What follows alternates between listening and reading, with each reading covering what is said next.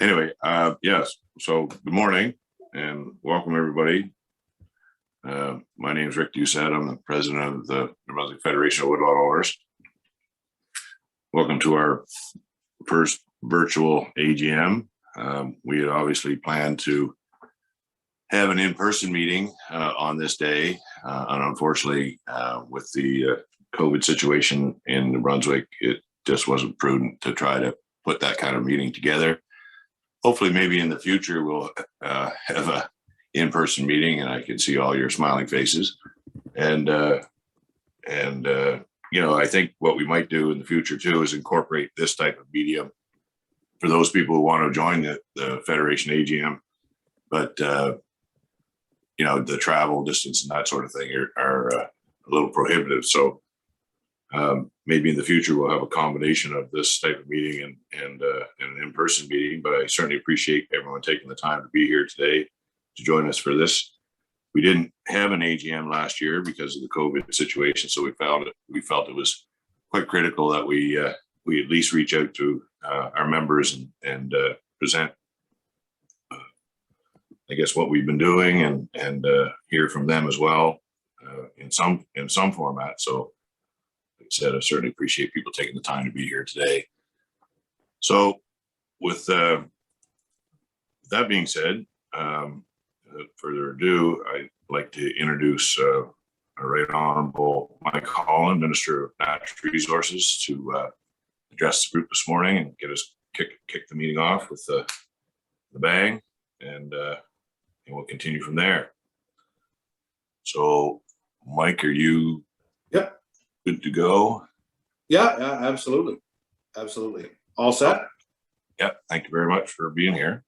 Oh, no problem, Rick. I appreciate it. Yeah, I think the last time we met was at the Fredericton Inn. We had a chance to all stand in the same room together, and quite honestly, you're right. There is no substitute for that, and I do look forward to a time when we are standing in the same room again together. And although you're hearing me, you can't see me.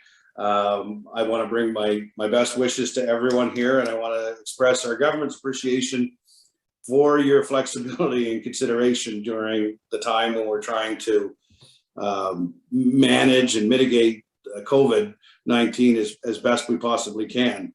I do have hope that we can get through this. I feel like there will be light at the end of the tunnel, and we will be all standing in the same room together again in the not too distant future. So that being the case, it is a pleasure to come and speak to this group. I have always enjoyed the opportunity to come to the table and have a chat with our Federation members, with boards, and have the discussion about all things related to the private woodlot sector.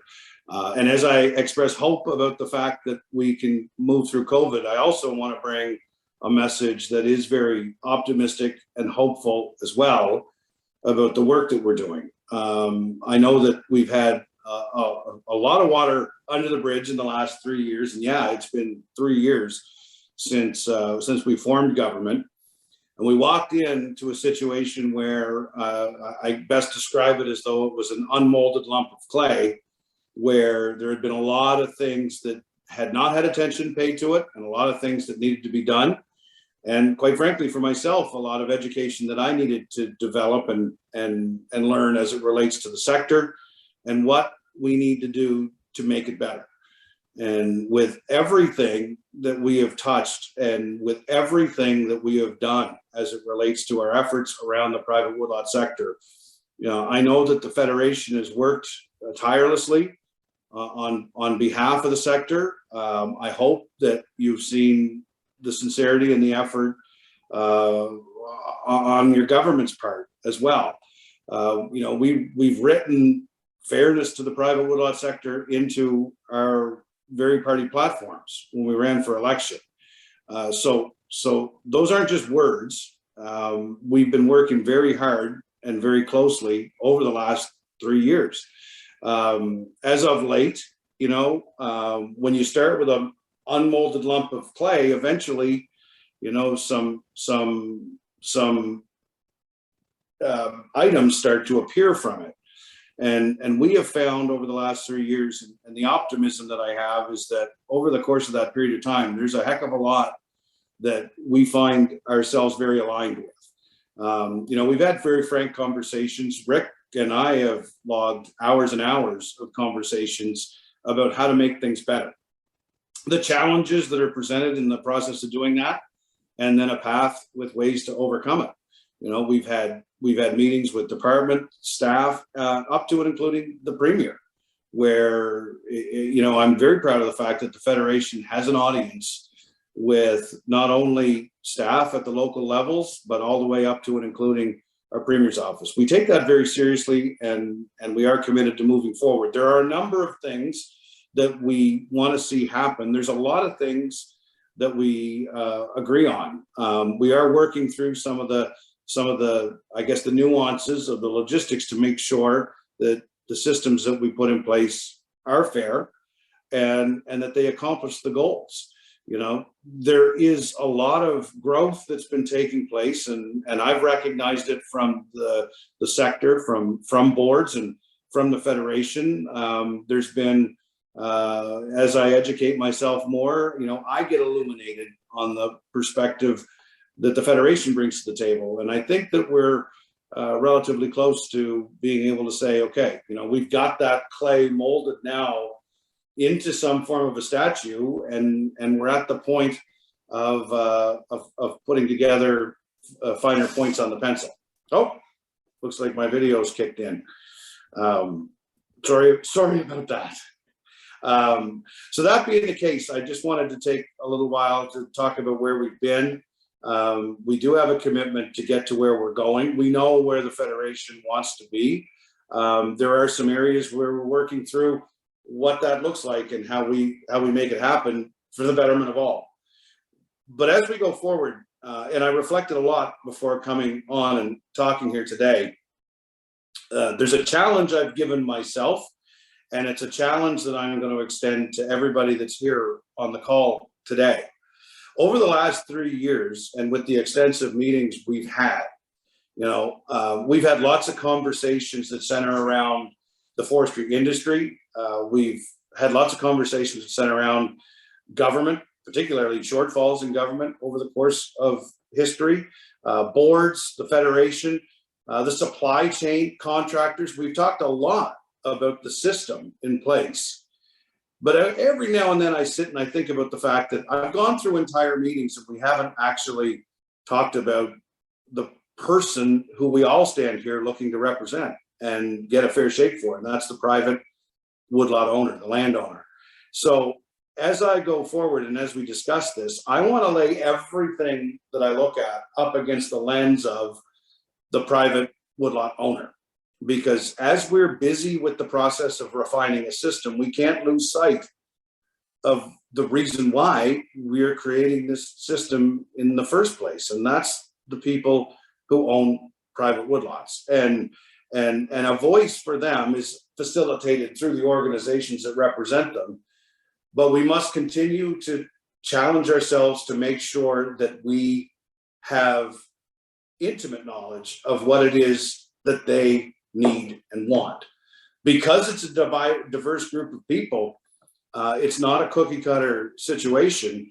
And this is the conversation I've had several times with boards and with leadership within the Federation, is if anything is going to work, we must have a fully educated and a fully resourced stakeholder in the private landowner.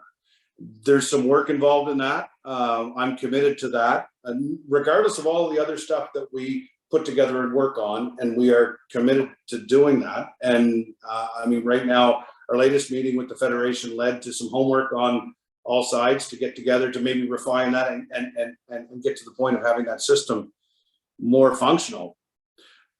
But going forward, please, let's all make sure that we are focused on an educated and resourced private landowner, because I feel like we're not there. I feel like when we have 40,000 landowners that constitute the private woodlot sector, but we're only dealing with hundreds that are major contributors, I think we've got some work to do. We being myself included. And I stand here committed to that process. I would entertain anything that helps us facilitate the process of doing just that. And I believe very strongly, and the message I want to bring to you there today is that as we as leaders work forward and move forward to create a system, we also must be bringing along our sector in the form of the landowners and ensure that we have them equipped, resourced, and educated accordingly. That'll make all of our jobs a lot easier. And as I've said many times, if the private sector can bring to me a fully educated, resourced, and equipped private sector, I will do my level best and work tirelessly and endlessly to see that wood gets to market. I've had no issue with that. And we'll put legs under it. Part of that, though, what will help all of us is that if we know exactly what that looks like. And in this day and age, the forestry management objectives for a private woodlot owner have probably never been so diverse. I mean, 40 years ago, we weren't talking to private landowners about how climate change and their woodlot can be connected, what they can do or how they can use that woodlot for a variety of different purposes. So we're in a different world. We're in a technical world where now that information can be disseminated significantly easier than ever before to these folks. So in addition to the work that we're doing and the commitment that we've made to work with the Federation, from myself through to the Premier included, to get the system refined and working, and something that we all agree is better than what we had before. And I've always said it's not perfect what we're talking about, but we need to move in a forward direction. We need to show that we've done something that has made progress. That work will continue with us as your leaders, but all of us, in whatever role we play in this entire industry, every time that we look at something, every time we go into a meeting, every time we sit and plan, the challenge that I want to issue to all of us, myself included, is that we never forget at the basis of all of this is a private land owner. And we want to ensure that their interests are being represented. And we know what we're fighting for. And with that information, that becomes ammunition that we can go forward with and make a better system for the people who own private land and private woodlots in the province of New Brunswick. Now, collaboration and optimism and positivity is something that we haven't seen a significant amount of as we fight through COVID. And that fatigue has leaked into every area of government, every aspect of my department. I see it every day. And so I'm working very hard to ensure that the glass looks half full, and that my attitude is one towards accomplishing goals versus focusing on the challenges. And we've got Mr. Kuhn, leader of the Green Party, here today to speak to you as well. One of the things that struck me over the last couple of months is, Mr. Kuhn and myself, we've had differences of opinions on different subject matter, but what started me really thinking about this collaborative approach and one of optimism and accomplishing goals is that quite recently we served together for a week-long discussion during panel discussions with the Climate Change and Environmental Stewardship Committee. We got to the end of that week and we realized that, you know what, we do care about the same things. There was a lot of areas where we found consensus and collaboration. Not to say that there isn't some differences of opinion, that's fine, we're all human beings. But I was so encouraged by coming to the end of that week and realizing that setting partisanship and politics aside and talking about what really matters, you can find areas that unite you, not divide you. I feel very strongly that same attitude, if applied to this sector, will yield similar results. So again, we will be continuing. I believe that we have plans to continue that work that we've started with the leadership of the Federation to refine that system. I want to leave you with a message of continued support and a request for us all to remember why we're doing this and to never be scared to reach out. Our office is available. And we will do this. Now, keep in mind, I've had conversations with many of you that talk about how, this has been an issue that's, I hear lots of conversations about years gone by. And so although 3 years have gone by rather quickly, we are looking at a system that arguably hasn't been put under a microscope in a generation. So your continued patience is something that I request as well. My perspective is to move a lot faster than we do or even can at times. So I have a sense of urgency with this as well. We have gotten this far down the road. I feel like we have, plowed a lot of ground. I think that, we're close to having a fertile field, and we will see the results of that. So again, you have my continued commitment. I appreciate each and every one of you, and that conversation will continue until we can say we've accomplished those mutual goals. So with that, I just want to leave you to the rest of your meeting. I appreciate it very much. I get to duck in here and then duck out to get off to other stuff, but this work is very important. And as you carry on through your day, know that I look very much forward to the next time that we're sitting down talking, and very much hopeful that it's in person. So Rick and Susanna, your leadership, I just want to thank you for the invitation, and I look forward to talking to you again in the near future. Thank you.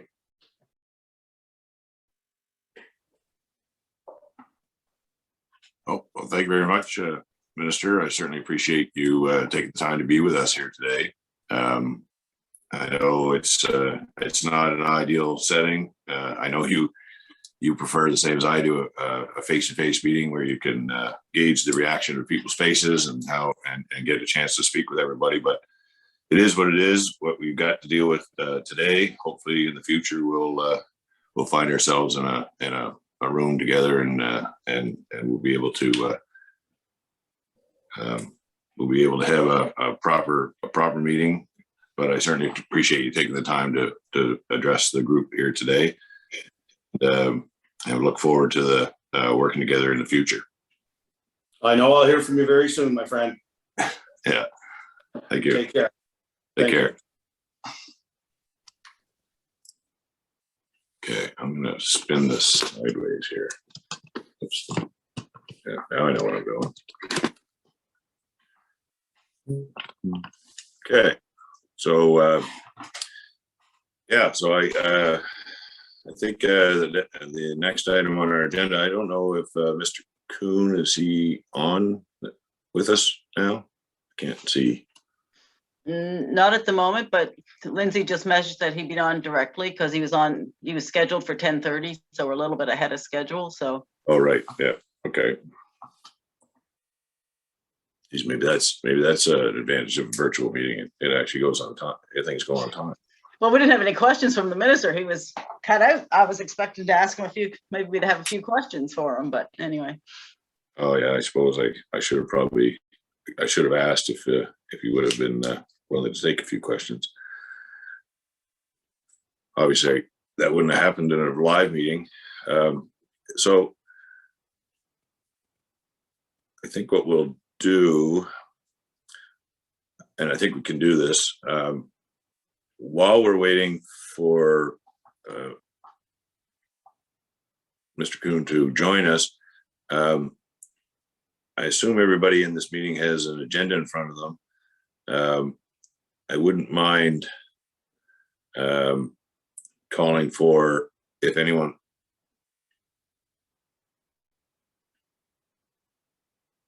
CFO. Yeah, Domenico is on from the chair of the Canadian Federation of Forest Owners, so he could speak. He could just, I don't know if we wanted him to give a little bit of an update. I hadn't really planned on one, but we can certainly do that if there's interest. Yeah, I think that would be great. That'd be ideal if we wanted to go with that. Did you want to do that now, or did you want to just go on the agenda and we can just add them in as under one of the reports? Or well, while we're waiting, I guess we could, if you didn't mind, giving an update on the Canadian Federation of Forest Owners. We'll have to give Domenico the permission to speak. I hope you're okay with an impromptu Yeah. Talk, Domenico.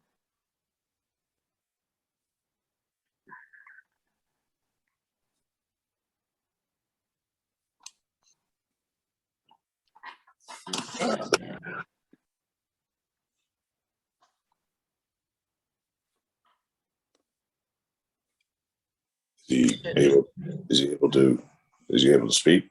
Hey, can people hear me? We can. Excellent. All right. I don't know if you get any video or you just get my my default feed there, but I'm ready to go if you're ready. Yeah, we did. I just have a picture at the current time, but That's all right. That's all you need. Good morning, everybody. This is Domenico Yanni DiNardo here. I'm on from the other side of the country here in Nanaimo, and I hope you're all doing well. It was very interesting to hear your minister there.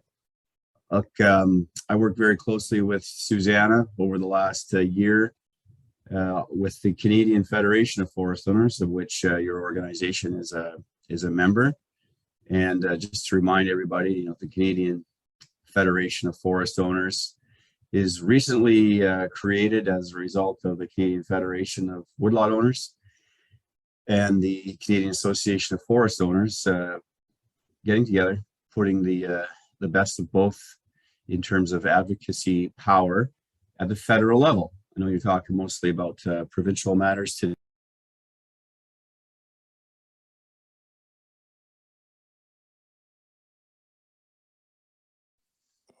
Seem to have lost.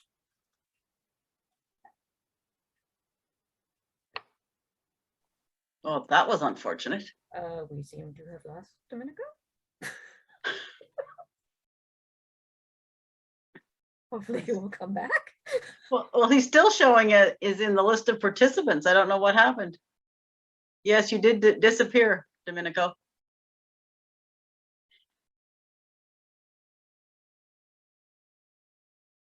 Ah, you're back. Am I back? Unmute. You're, It's you're me? good. Yep. Sorry. All right. Okay, everybody. Thanks for coming out to our rehearsal.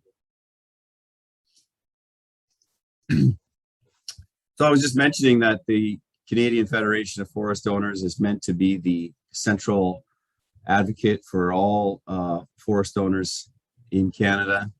Would be a panelist. Join.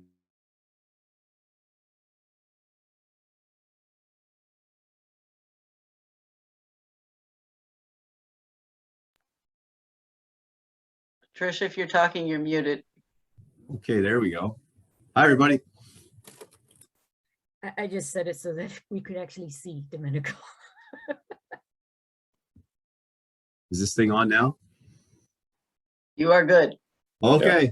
I definitely won't run too much longer here, but we've got a whole organization structured. We're working to find a new managing director based in Ottawa, and that is underway. We're looking to continue to be part of some of the core federal acts and regulations that apply to private land and make sure that those private land rights are respected.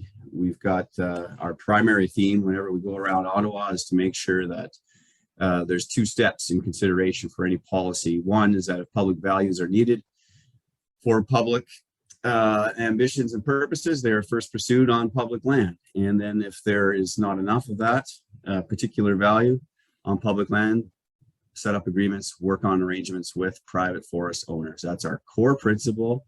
We believe it's had uptake, certainly with acts like the Migratory Birds Convention Act and the Species at Risk Act, which are both very active in Ottawa and have some serious potential risks and consequences to private forest owners, large or small, if they're not equipped with terms that set up for proper compensation, if landowners are restricted in their management after years of investment and risk, and suddenly discovering one particular creature or feature, not being able to continue on with their, of course, renewable and sustainable production. And with that, we also are active on the climate file. We're keeping up with the 2 billion tree program. We haven't found the perfect solution for that yet, but I know Susanna has been very active in that.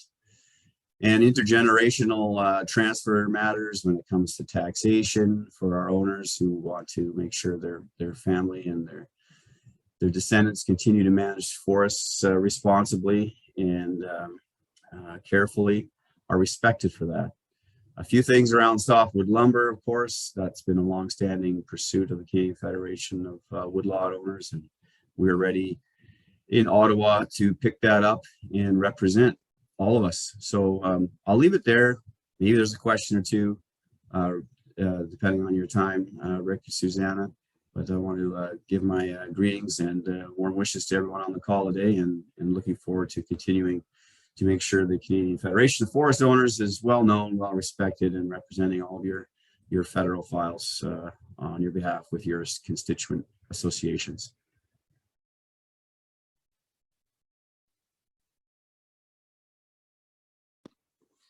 Thank you very much, Domenico. I appreciate jumping in there and giving us an update on the organization and what you're working on. I know it's relatively new for us as far as being involved in the Canadian Federation of Forest Owners, and we're certainly looking forward to continuing to work with you and your organization on those very important files. Thank you. I gotta figure this out here. Oops. Yeah, so do we have David is just joining, so okay. there he is.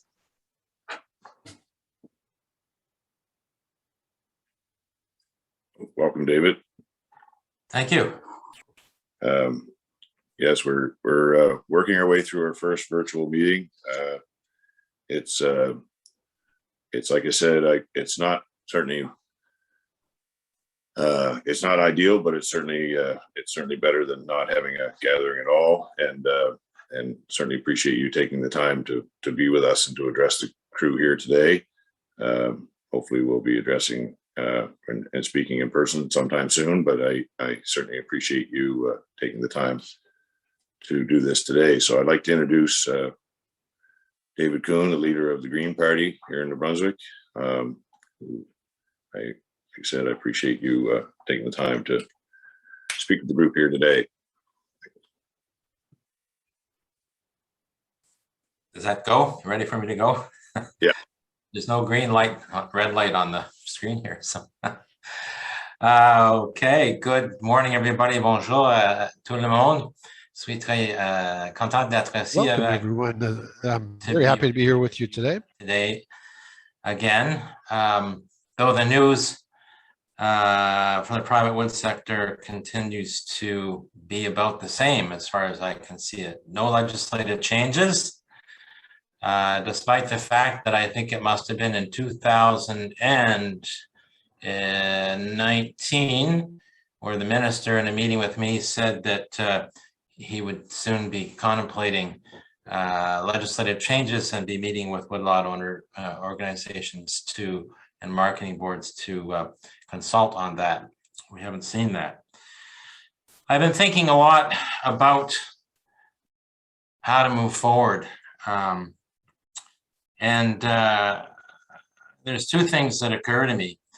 One is, and this is something we'll be talking about in the legislature this session, is that right now, if you think about it, as woodlot owners, wood producers have always said, they're an integral part, you're an integral part of the local economy, of the regional economy.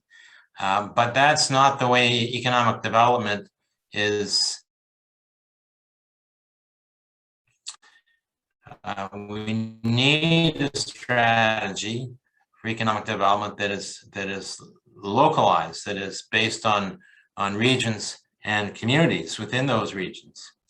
And with that lens, it would be impossible to avoid both the contribution and the potential contribution for the private wood sector woodlot owners and wood producers in terms of, what greater role you can play in the local economy.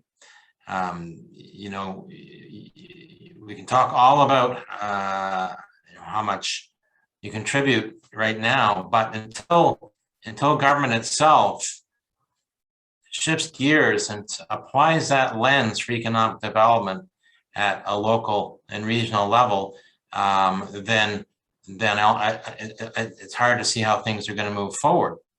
Because if the lens is simply as it has been, looking at the economy writ large in New Brunswick, and if you look at natural resources, you look at the forestry sector, it's always going to be, what are the mills doing? How are they making out? So this would represent a fundamental change to apply that approach. It's starting to happen a little bit from the bottom up with some of the regional service commissions, particularly in more of the francophone counties. And there's a real appetite for that, and that's positive. This is one of the reasons that during the campaign we talked about the need for a Department of Rural and Community Development. If we had a Department of Rural Community Development, if we had a Minister for Rural and Community Development, someone would have the ground, la terrain, the responsibility. No one in government has that mandate, as we know. And so when it comes to rural economies and the impacts of those who are actively engaged in them, and the potential that is there beyond the status quo, it doesn't show up on anybody's radar within government. So when we proposed as a caucus the idea of having a Department of Rural and Community Development, it was well received by the rural communities at large, by the population at large. And so that will be part of our push on regional economic strategies. Interestingly enough, the law actually requires that there be regional economic development strategies under the regional development commissions or corporations legislation. So it's enabling legislation to actually sets an obligation out to establish regional development strategies, and it's never been implemented. Just like the provisions in the Crown Lands and Forests Act around proportionality, for example, have never been implemented, despite the fact, as we know, that the Auditor General has highlighted this and made the point to government that you either enforce that provision of the Crown Lands and Forests Act on proportionality for private wood, or amend the Act, and they've done neither. So that leads to the second area in terms of, I think, where really what is the tool there to make progress. And at this point, every other avenue has really failed to move government to see them implement the Auditor General's recommendations. So we are at the situation, I think, where the courts, the legal tool, is the one that's staring everybody in the face. And I'm sure there's been lots of discussions about that at the level of your boards and maybe the Federation. But it seems to me that for what it's worth, the timing has come around at this point where maybe that's something that that's got to be used if it's possible. I mean, financially possible. So there's that. And then the third area, I guess I would touch on, of course, is Crown lands themselves and the policies and administration of them that cause so much trouble for the private wood sector. There appears to be no appetite on the part of government to make changes to the Crown Lands and Forests Act. My efforts to bring private members' bills forward around that have been roundly squashed. So that avenue has not borne any fruit. We haven't even seen them change, as you know, royalty rates for Crown timber in 6 years, since 2015, 2014, despite, again, the requirement in the legislation. It is incredible to me, and I was thinking about this the last time Natural Resources, and I raised it the last time that Natural Resources was the public accounts, how a minister can ignore and refuse to enforce provisions of their own legislation, the legislation that they are legally responsible for and obligated to oversee in terms of its implementation, administration. So again, that I guess throws it back into the realm of the courts. The one big change that is happening with respect to with respect perhaps to the future of management and administration of the Crown lands are the legal actions that have been taken by First Nations. So specifically on harvesting among the Wolastoqey in western New Brunswick, and by both the Wolastoqey and Elsipogtog, Big Cove in eastern New Brunswick, on asserting Aboriginal title, which fundamentally, as we've seen in British Columbia, really ends up focusing substantially on Crown lands, how they're administered, how they're managed, and the practices that are there. So that while it represents a slow process, has, I think, changed the water on the beans for the way government is thinking about Crown lands, and for good or worse, I don't know at this point. But all I'm flagging for you is I see, and I don't know if that's your experience, but I see a change in attitude around Crown lands in that way, that the status quo in the long term will likely no longer be possible. That's just full of uncertainty. But if there's going to be positive change, as they say, that usually comes out of times of crisis and uncertainty, and perhaps these particular legal cases will precipitate that. So those are kind of the thoughts I've had around where things are and where things might go for the private wood sector, and I would press, if you've got regional service commissions into those that aren't thinking about regional economic development, bring that to that table. That door may open more widely with respect to the local governance reforms, which we're going to hear about in, I guess, a couple of weeks now, and perhaps that will open that door and help bring about that discussion, because that's the other one that I think, as I began my remarks, that perhaps offers some potential to squarely put the private wood sector on the radar of government policymaking as an important element of local economic development and regional economic development. It's not there, no matter how much you talk about it.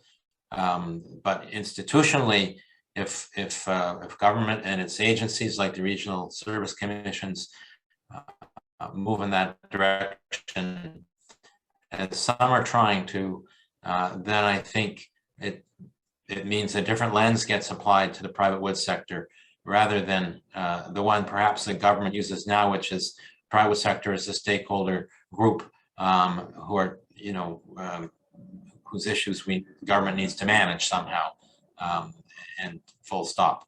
So So those are my thoughts. Thank you very much for l'invitation. Merci beaucoup pour l'invitation de parler avec vous aujourd'hui. Thank you very much for the opportunity to speak to you today. We're in committee this week hearing from disability groups on the need for accessibility legislation. So thanks.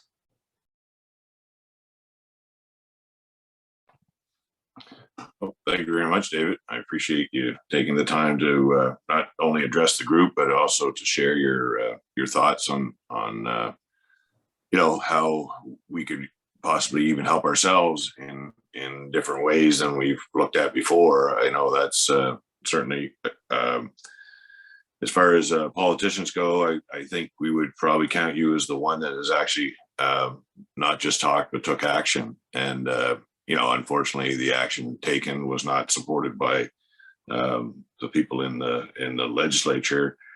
The same people too that have indicated they want to do something, but when they had an opportunity, they seem to have failed. So I think we all certainly appreciate your efforts and the efforts of your party to bring our concerns and our situation to the forefront, and we certainly look forward to continuing to work with you on that.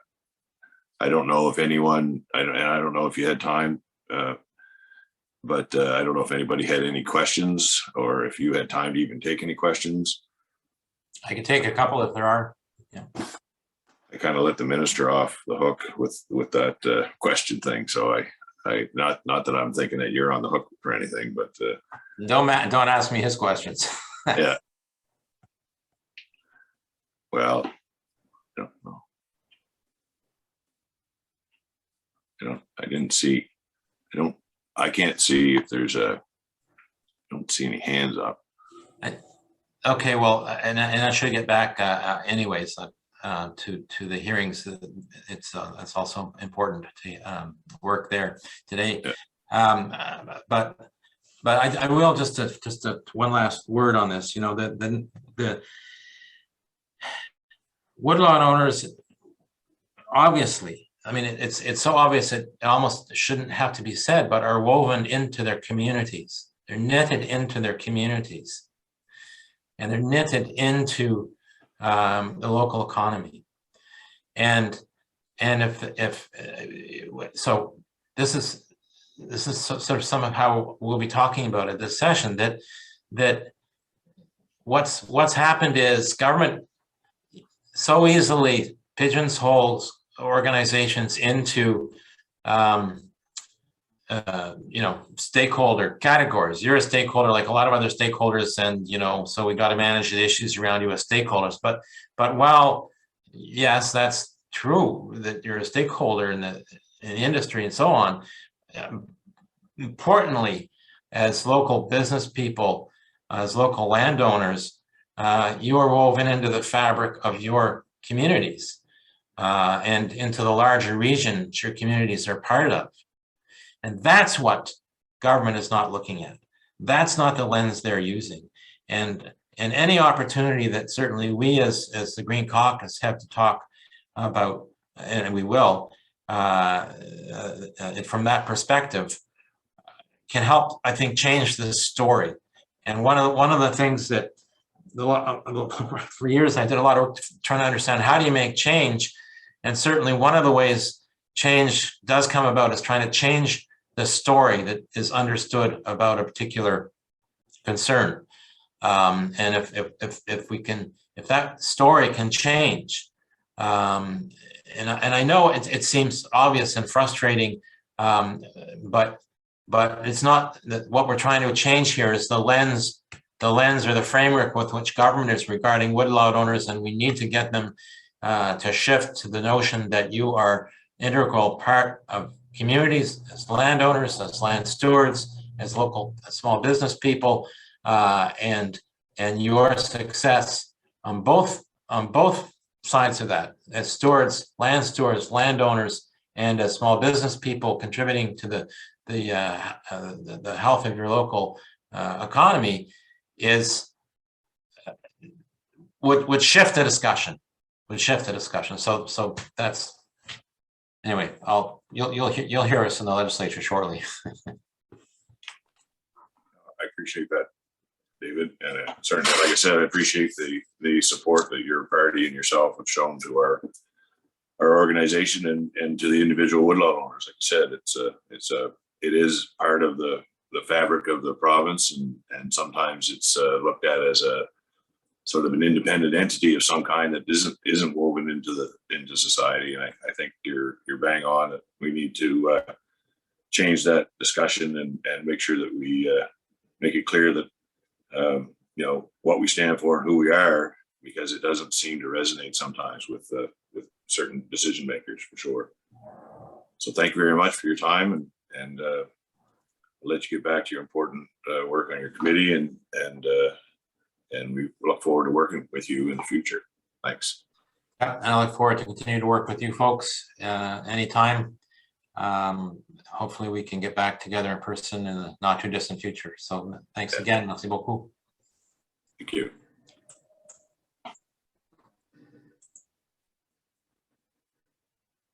Okay, I think that brings us to our I think that brings us to our business meeting. Get a little distracted by those messages popping up at the top. It's like, yeah. So I think everybody was sent out. I assume everybody that's joined here was sent out a copy of the agenda. Obviously, this is our first time trying to conduct a business meeting in this manner, so bear with us. I would ask if anyone has anything they wanted to add to the agenda at this time.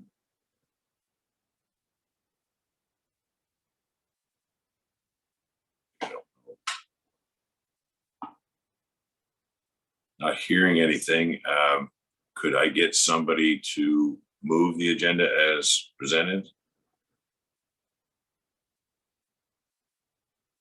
I'm not sure how we do that, because I don't think everybody has the ability to speak. Well, John and Andrew have raised their hands, so maybe we can use that as a first and seconder. Yeah, I can't see those. So I'll have to let you tell me who's raised their hand. I can't seem to. Okay. I'm trying to do this on an iPad. It's not probably as ideal, but okay. So yeah, we'll assume that John has motion approval of the agenda, seconded by Andrew Clark, John Sabin, Andrew Clark, and I call all those in favor. Not really sure how you do that either. Well, they could also raise their hands for yay and nay if you wanted. It tells me in the corner how many are yay or how many have their hands raised. So if you want to use that method, I can lower all hands and then we can go with. Okay. Yeah, let's go with that. All those in favor?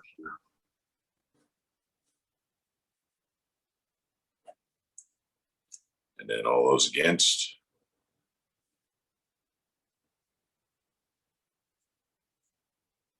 We're good. Okay, approved. Thank you. Now, the minutes of the last meeting would not, we ended up not having a meeting last year due to the COVID issue that we have still ongoing. But we did have we had meeting minutes from the previous year.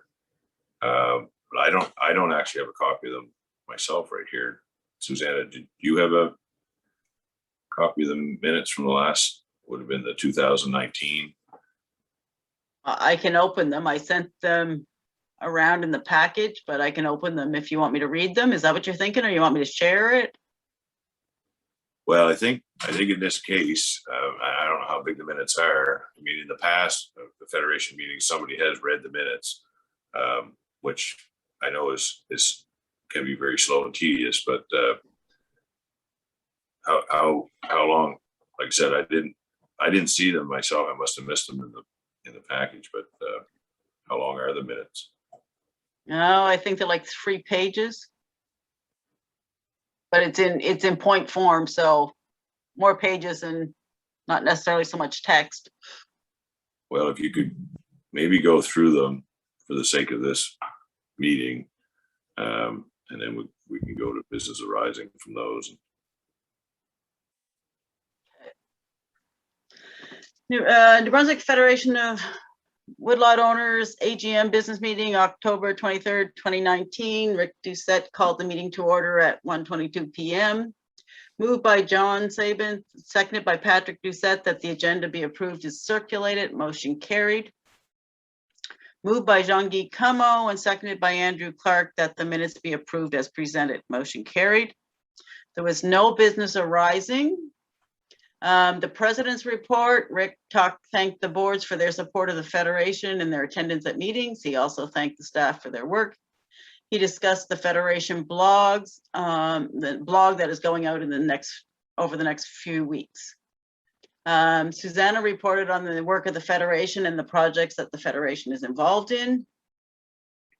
Marketing board reports, Paula Creamer reported from Northumberland that they had a good year, 90% of what they'd had in the previous year. Ever-changing criteria for civiculture. They had an additional 100,000 in additional treatments. They were good for the first quarter. And then there was a downturn in sales just as last year. It was challenging to find workers in the civiculture program. Pricing and fair and equitable accesses are still issues, and some concerns were not addressed around the roundtable discussions. Chris Spencer reported for Southern New Brunswick. Their board was taken over by the Forest Products Commission. Chris served as interim manager and civiculture director until the end of 2019. Then the commission took over the board principal agent agreement with the co-op. Wood sales were up 7%. 90% of that goes to JDI, 20% are direct contracts. They have 10 large producers who harvest 50% of the wood. Civiculture, they invested $1.2 million and on the woodlots of 250 owners. They also had a lack of civiculture workers causing some issues, and the board was downsized to 16 members. They have constructed a committee to work on the Forest Products Commission substitute marketing order. Patrick reported from North Shore that sales were down 23%. Stud price was $140. 2019 was better than the previous year, but silviculture was a problem because we had snow early. Dan Landry reported from Madawaska that they had a good year in sales. It was up 20%.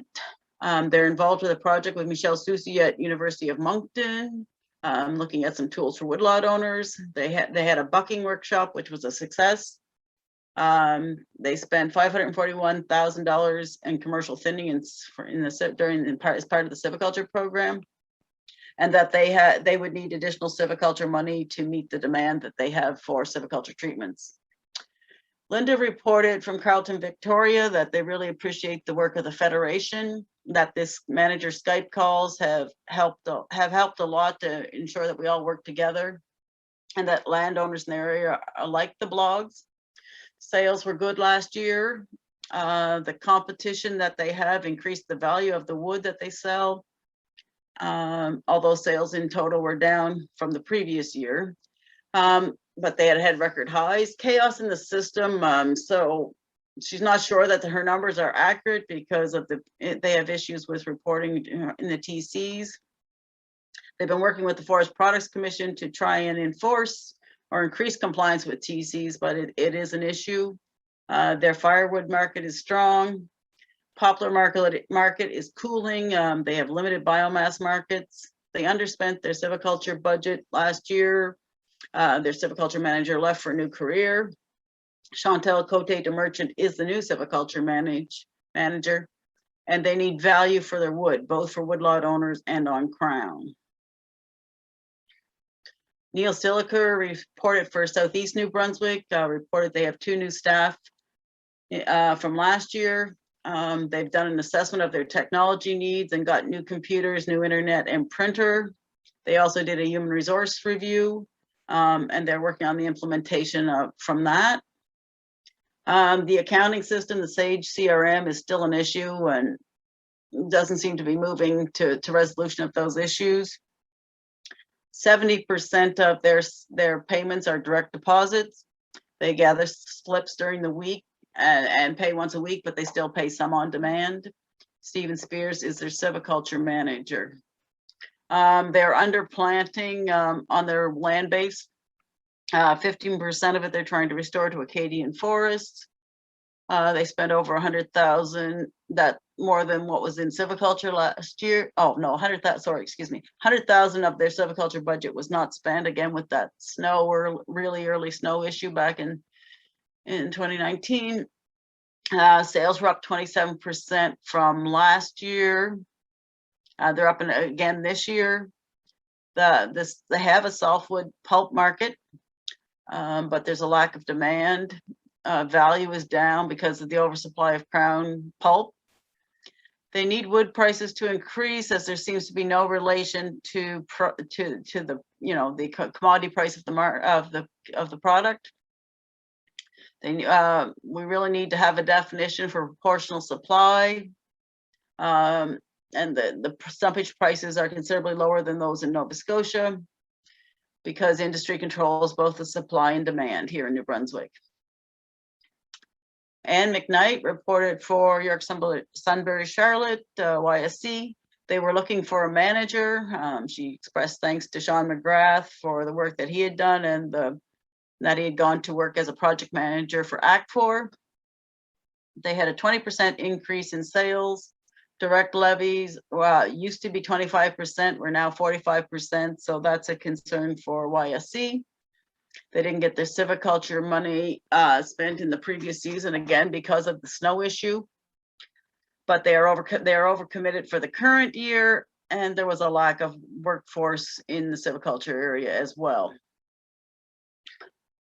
Moved by Jean-Guy, seconded by Jen McEwen, that the financial report be accepted as presented. That motion was carried.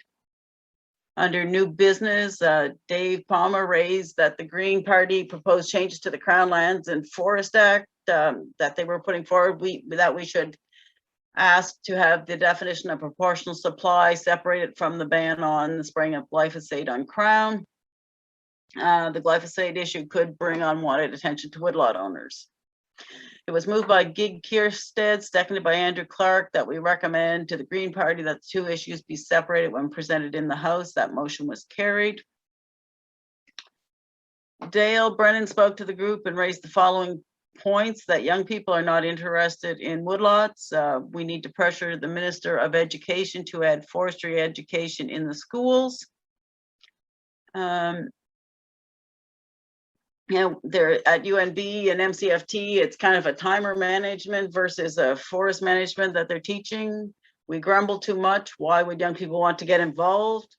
Young people are all online, and it would be a good idea to combine older woodlot owners with those who want to own woodlots. Other issues that were raised during the meeting were private access to Crown lands and community forest. For election of president, Rick Doucette was acclaimed as president of the Federation, and the meeting was adjourned.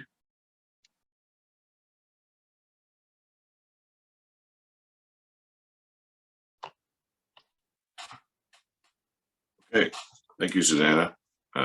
Appreciate going through that. I'd like to call for a motion to accept the minutes as presented.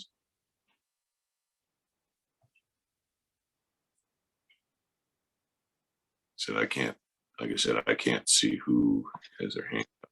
So. Paula and Gerard. Might be Jean-Guy, I don't know. Jean-Guy's with Paula, but. Okay, so we'll go with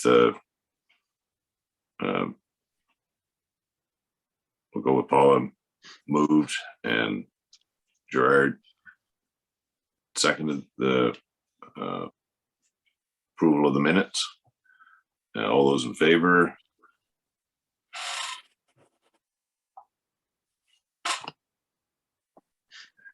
Okay, now I can see.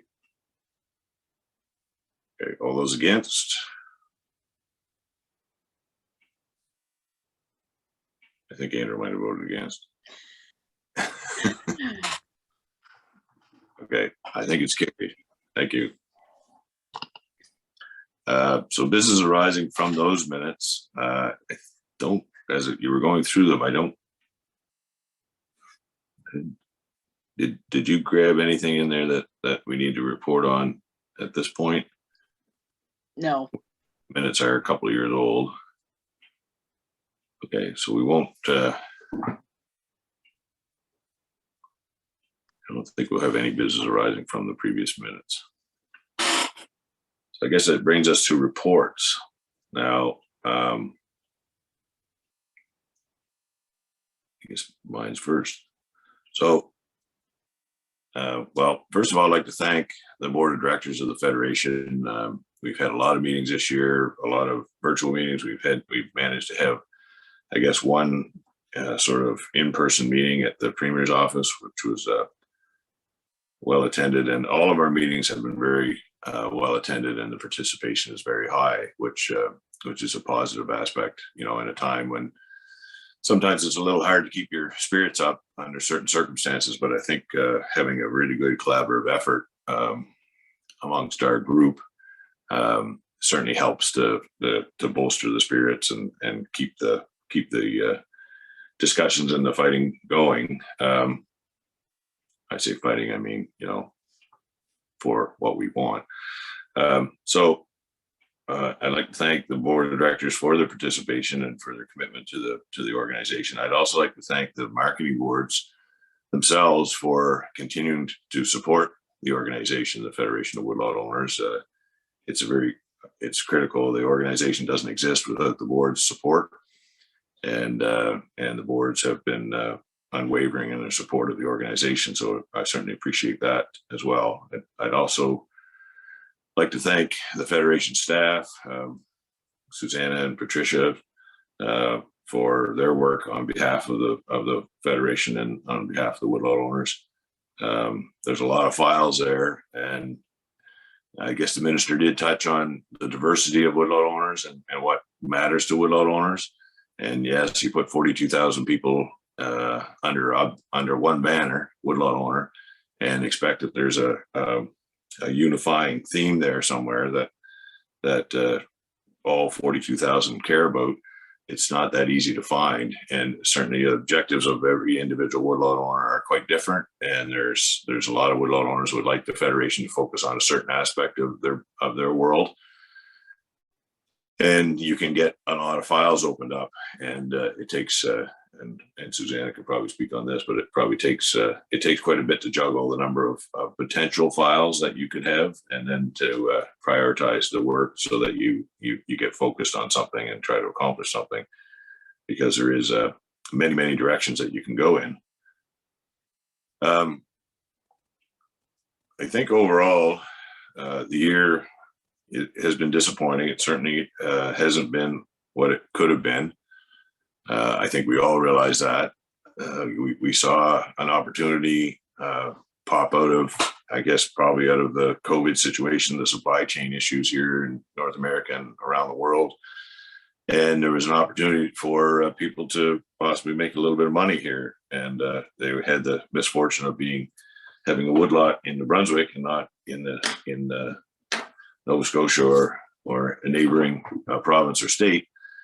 And it was actually the first time I remember somebody from the Department of Natural Resources recognizing that there is a domestic wood supply and demand issue. And they actually used that as the reason why lumber prices were going through the roof, but roundwood prices were not moving at all. And they said, well, there's only so much capacity to use wood. The wood's just showing up, and there's no need for anybody to raise the price for wood, regardless of the price of the finished product. And this is exactly what we've been saying all along: is as the largest supplier of wood in the province, being the province itself, they need to take the responsibility to ensure that they're not oversupplying the market, they're not saturating markets, and they're not driving the value of wood down. It was only this year, under these extraordinary circumstances, that government even recognized their role, or I'm not even sure they recognized the role, but they recognized that that the price of wood in New Brunswick can be set based on domestic wood supply and wood demand. It's not the global commodity pricing that sets the price here in New Brunswick. That's always been the argument that, we don't control the price of wood in New Brunswick. It's commodity pricing, it's controlled out of Boston. You got to look at the value of that stuff, and we're under global pressures, and we have to be competitive. And I've been to those meetings where certain people are pounding their fist on the table telling us how we need to be competitive, and we're not, we're at the mercy of global markets. And we are at the mercy of global markets, but it seems like we're at the mercy of global markets when global markets go down. We're not all benefiting from global markets when global markets go up. And so that indicates very clearly that the system is broken. So it was a very disappointing year. There was an opportunity for people possibly to build a little bit of a rainy day fund, maybe recover from some very marginal times, and we just were not able to cash in, and still aren't. There was a question earlier about discussions we've been having with DNR. The minister brought up that we've been doing a lot of talking, and we have. That became a little bit frustrating because there's no problem talking, but eventually you got to take action. And sometimes I think government gets confused. They think talking is action, and I've had that experience before. It's like, as long as we're talking, we're taking action. It's like, no, something has to actually happen. So we did press for action in the sense that we weren't feeling we're getting anywhere here. There's a lot of theoretical proposals being made, very difficult at times to understand how they would work. Some of the focus is a little confusing. I've never been confused as to who we represent. There seemed to be some inference that we don't know that whether we represent woodlot owners or who we represent, but I'm pretty sure we represent woodlot owners. I know I'm a woodlot owner, so I think we have some idea what our members want and what they need. So that's a little bit of a confusion, but yeah. So we like I said, we had a lot of meetings with DNR. We were really just pushing for, at first, we just wanted some small legislative changes. And it wasn't that we wanted to change the legislation to anything new. We just wanted to go back to the original wording of the legislation, the Crown Lands and Forest Act, that allowed marketing boards to be able to function as they were intended when they were formed, and to allow woodlot owners possibly to negotiate a better price for wood, and possibly look at the supply of wood and where it's coming from, and make sure that those of us in the private sector have full access to markets and are not and the pricing for wood is not being depressed by oversupply of crown wood. We were asking for legislative change. There seems to be a real reluctance to move on legislation. I think David Kuhn talked about that. There just doesn't seem to be any appetite to make changes in that regard. So we did end up having a meeting at the Premier's office. We had made a request to meet with the Premier because we felt that this whole process was very stagnated. We weren't getting anywhere. We were kind of talking in circles, and we thought maybe if the Premier took an interest in it, we might be able to light a fire under the process and get things moving to the point of some sort of action. So I think that meeting, we had the opportunity to present our side of the case, I guess, and how we saw things and how we saw the future. I think it was well received. The Premier was certainly very engaged in the conversation and had asked a lot of questions and even presented some possible solutions and gave, as the minister represented or said this morning, it gave the department and I guess ourselves some homework, and the idea would be to look at what could be possible in regards to something as straightforward as the commodity values versus the raw material values, and almost something like a pricing index and that sort of thing. So, it's something that I think we've indicated that in general, we support the idea of that. I think if anyone looks at the value of Northern bleached kraft pulp right now, it's quite high, but the value of pulp wood is extremely low. And so it's not the commodity value that drives the value for the raw materials. It's the supply of that particular raw material and the ability and the capacity to use it here in the province. So there's got to be a way to somehow overcome that supply and demand equation here in the province so that it's not impacting market access and market values. And I think that was something that we're supposed to be working on. We do have a meeting scheduled, I believe, for November 5th right now to revisit what we talked about in the earlier meeting and see how we made out as far as coming up with a possible solution to that. So not to take up too much more time, I think there will be opportunity under new business if people had questions as to some of what the Federation's been working on and doing, and there'd be an opportunity there to maybe address those. Certainly, I don't mind taking any questions now. And like I said, I can't. Paula has a question, or Jean-Guy. Okay, good. Are they able to access their mic when they Yes, raise their hand? We not when they raise their hand, but we can give them permission to. Okay. Speak. Can you?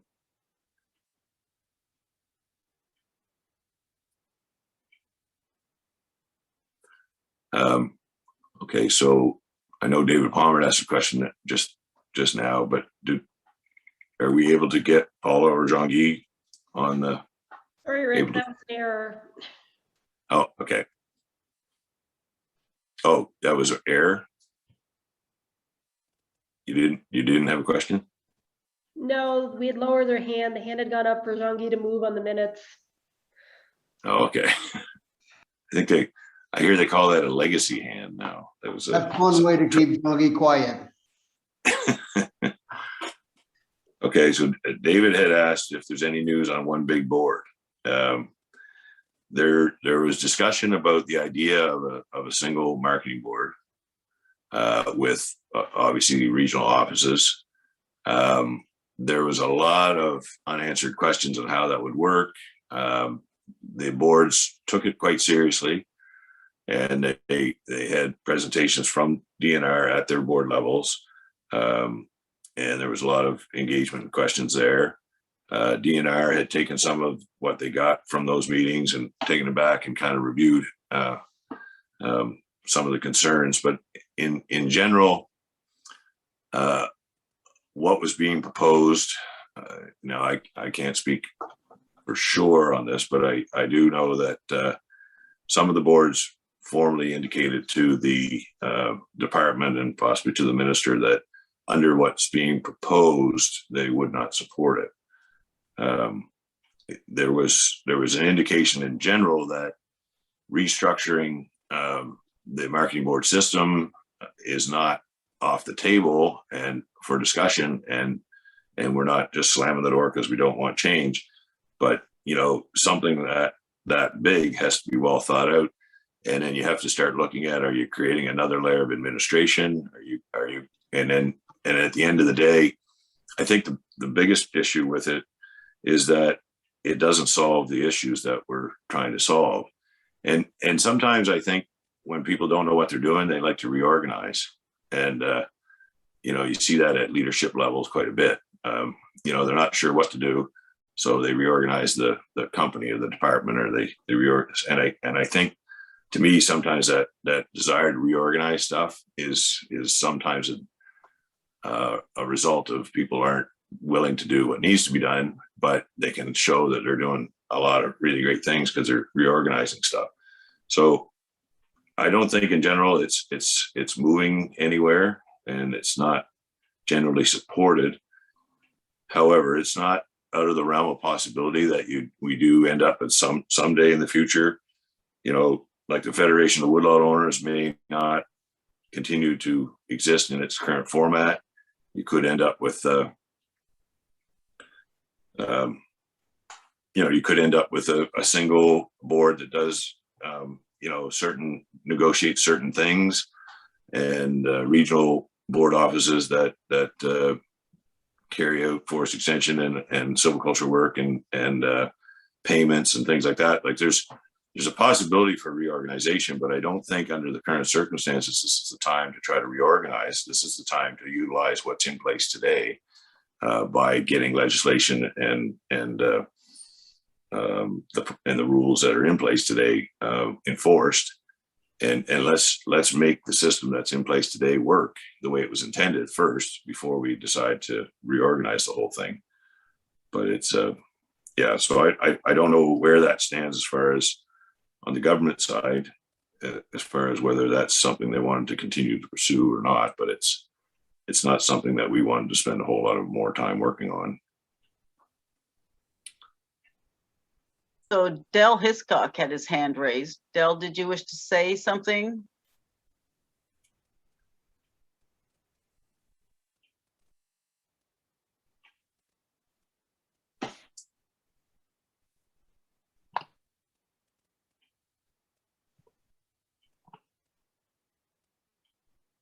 Yeah, get Gerard and Dell. Can I speak? Yeah. Yes. First of all, I'd like to thank you, yourself and the staff of the Federation for their work. This comes from an unmolded lump of clay. So you see how well this minister respects us, I guess.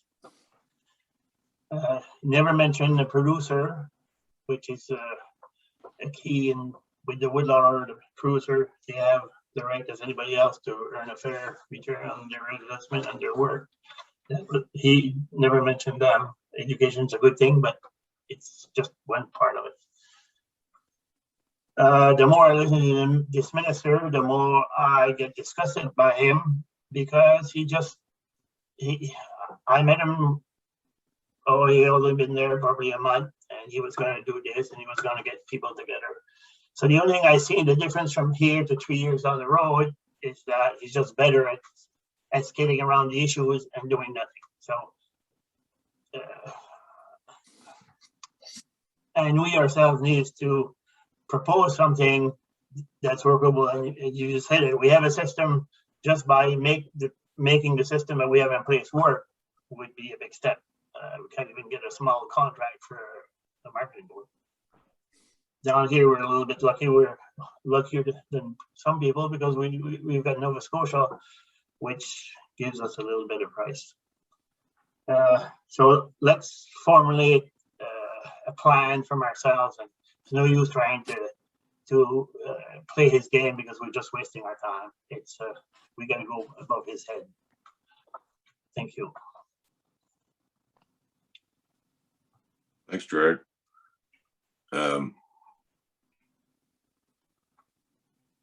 Yeah, so like I said, we'll have an opportunity, I guess, to open up the floor for more discussion during the new business. So I think what we should probably do now is move on to our executive director report with Susanna Banks, and then we'll finish up our business meeting. But there certainly will be lots of opportunity for anyone on the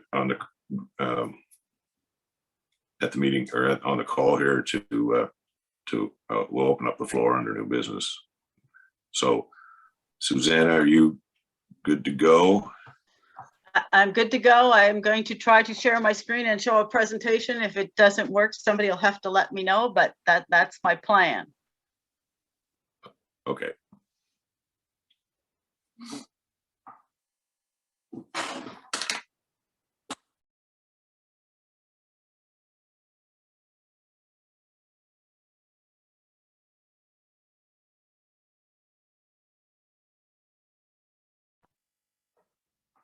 You can see Okay, it. so you can see it? Yeah, I can. Okay. And I will try to remember to pause between slides so that you can hear me while I'm changing slides, because apparently my internet makes it kind of go wonky if I try to keep talking. which maybe is a good thing. I'll slow down.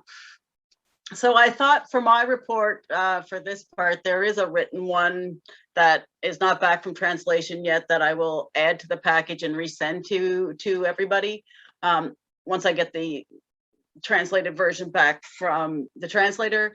But in the interim, I wanted to really focus here on our strategic update or a strategic direction that we're trying to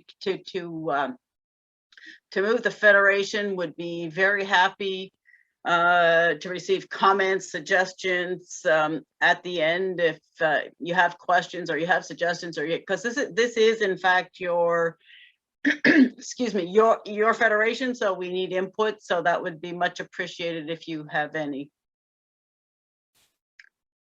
So this is a draft vision more than a hard and fast vision, and Domenico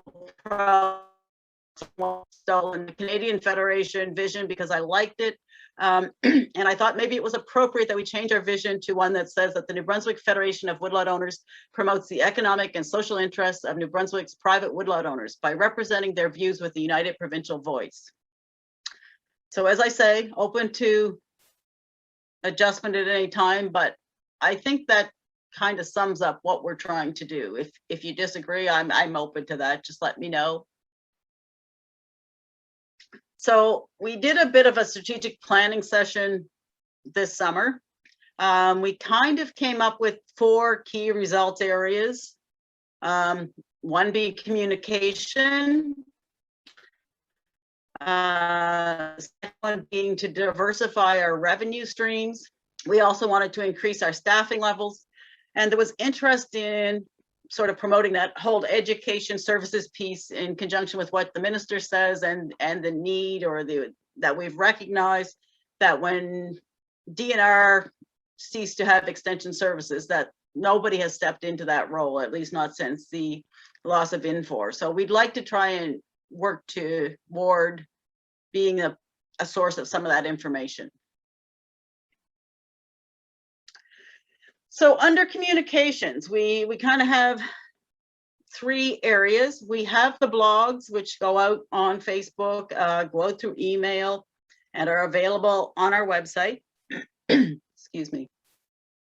An e-newsletter is something that we've talked about. We have yet to actively start the e-newsletter, but think that would be a good thing to start. And then there are our lobbying efforts with a number of levels of government. So this kind of shows what our target audience is and what our current targeted content for that audience is.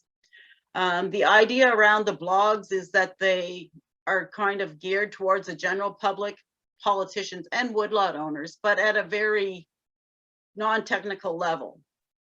So we're trying to have a political impact and we're trying to generate public support with the blogs. That's kind of the lens through which we put those out. The e-newsletter that we are considering will be geared to woodlot owners. We'd like it to have much more technical information, some good news stories, and some updates on research that we are aware of. For our lobbying efforts, we lobby MLAs. We have not yet very actively lobbied municipalities, but we see that as an area that we need to focus more on. Sort of in conjunction with what David is saying with these regional municipalities, it's probably going to become more important that we reach out to municipalities and point out to them the economic impact that we have. We lobby MPs and senators more at the Canadian Federation level, but also we have talked to individual MPs and senators here in New Brunswick. And with all of these lobbying efforts, we are talking about issues that we have as woodlot owners. We are seeking legislative changes that would benefit woodlot owners. And we're also educating these politicians on what the impacts of proposed government changes will actually have on woodlot owners, because in many times the policy looks good at a very high level, but they don't understand the negative impacts it could have on woodlot owners.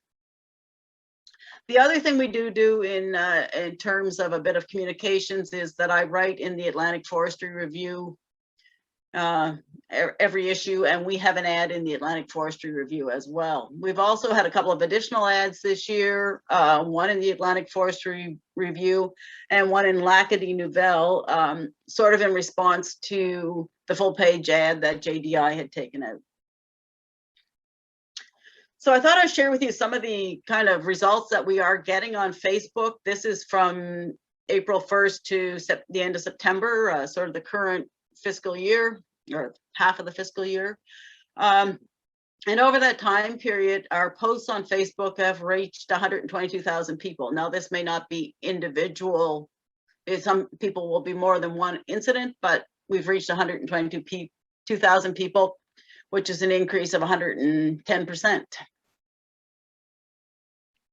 This is a Facebook ad trend, so it shows what we're doing, and the bottom of that graph shows the amount that we spent on ads.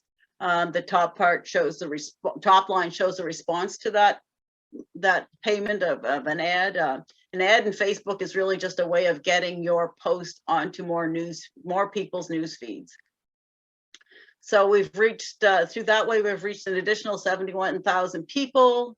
And the impressions are 401,000, but that is because an impression just shows that you've been there more than once. The reach is an individual, an impression is how many times people may have been there. So the Facebook audience, this just shows sort of the demographics of the people that have liked their page, 1,600 people. 2/3 of them are male, 1/3 are female. There's a really sort of even distribution over all ages, which I was kind of surprised at. So there's a bit of a blip in the 45 to 54 age group, but it's really quite a good distribution.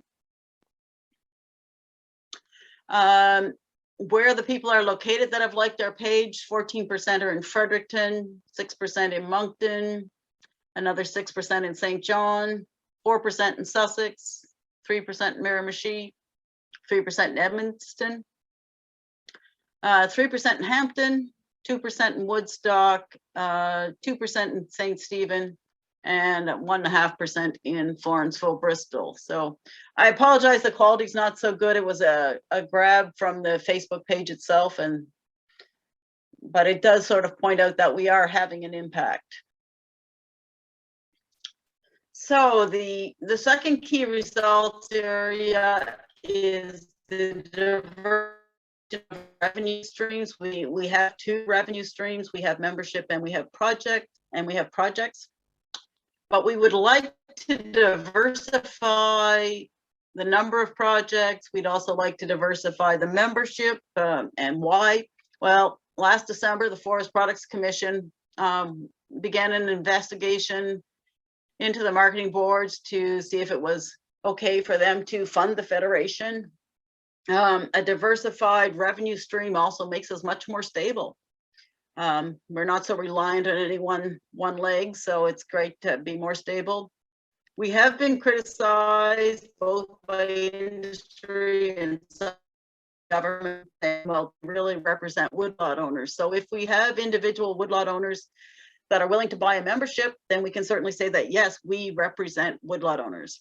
And it would really only take a small percentage of the 42,000 private woodlot owners to double our whole operating budget for the Federation. I mean, 6% of woodlot owners at a $40 price tag would double our budget. So that would allow us to have more staff, to be more effective, and to provide more services. So currently the membership is made up of the 7 marketing boards. There is a formula for the sharing of dues, and there is 1 rep from each marketing board on the Federation board. So the individual membership fee, as I've stated, is $40 a year. It was kind of started 2 years ago and then kind of got sidetracked by the whole COVID thing, because we'd sort of initiated it at the AGM and kind of thought that we would, renew memberships at the AGM, but that we didn't have an AGM last year. And kind of the benefits that we see from individual, or at least I see from individual membership, it gives us a direct point of contact with woodlot owners, which would allow us to poll woodlot owners on questions that we have about direction. It would give us a more diverse sort of pool to search for committee members. If people were interested in any individual committee that we were working on, they could certainly say that, you know, yes, we'd like to be on that committee. It would allow us to increase our communications. And we had hoped at some point to be able to potentially provide discounts from, you know, industries or businesses that would provide services to woodlot owners. I think that's probably going to require us to have a certain base number of members in order for businesses to want to offer us a discount because you are a Federation of Woodlot Owner member.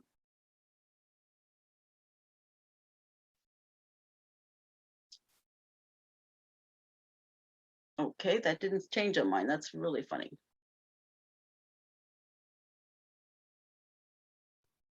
Okay, now I have a problem. It didn't change, Susanna. I understand, like my next slide picture is changing, but my one that it's showing you guys is not moving.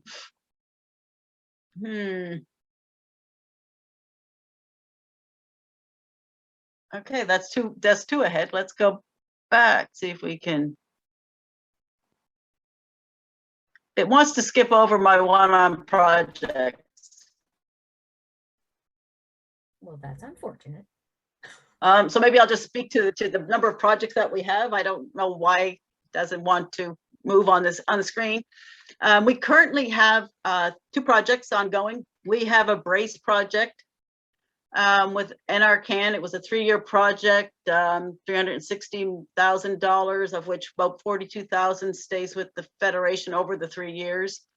Under that project, we created a silviculture prescription tool that takes into account climate change and carbon. We have done videos, we have done webinars, and we're currently working on case studies. We're setting up 4 case studies around the province. This is the project that Patricia knows much better than I do. She's doing the work. But the 4 case studies are going to be set up and left in perpetuity, maybe not, but for a considerable amount of time. And what we've set up are sort of 3 strips. We've had woodlot owners agree to give us a bit of land, and we've done a strip where we've done nothing. We've left the forest as it was.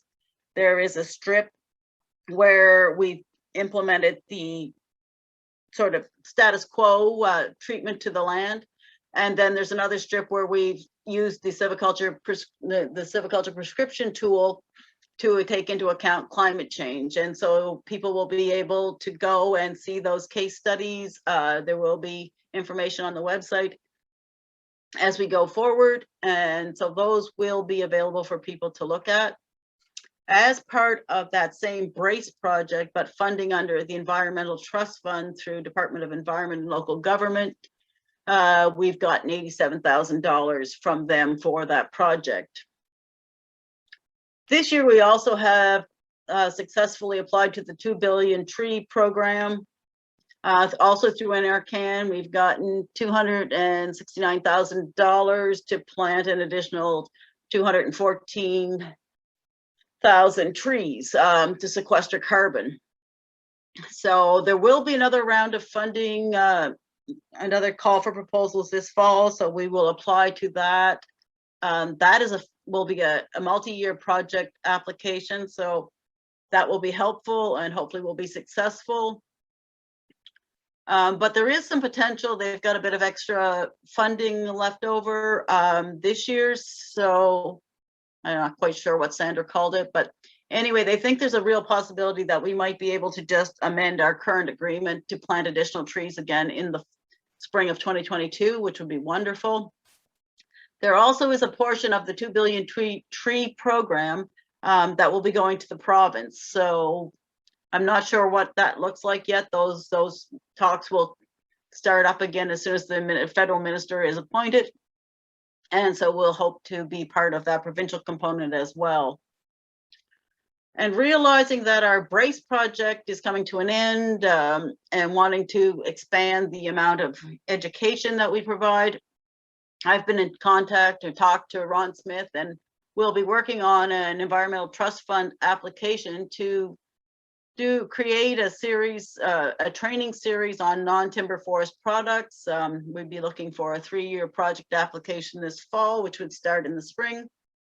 And we would then have those training videos available in perpetuity on our website. So that's kind of where we're thinking we're going. I don't know if you guys are going to see any more of these. Okay, there you go. And then it moves. So yes, the other one is to increase staffing.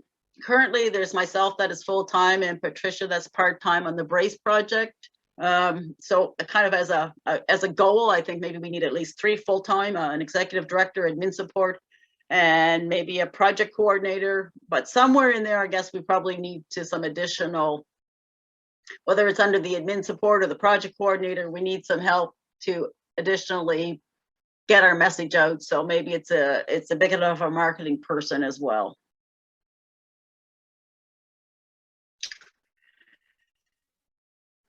Under extension and education, we kind of use these methods, webinars, YouTube videos, field days.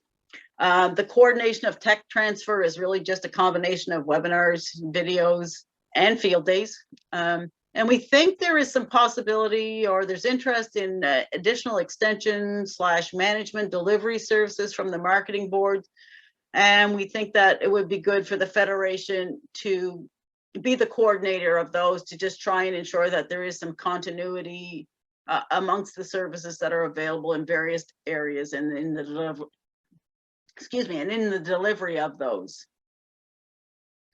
So I really like this African proverb: if you want to go fast, go alone. If you want to go far, go together. And so I see this really as a project that we need to go together in, not alone. So we need input from all of you. And I've started a strategic planning. It's not really a strategic planning, it's more a strategic implementation course. And they address things in a way that I thought was really interesting. They say, if you want to succeed, you need to answer the key question being, what problem do we solve, or can we solve? And then what value does that have? So that's kind of the value proposition for you as members. Some of the problems I see that we as a federation solve is we are that unified voice. We try to take the diversified points of view and create it into a one message.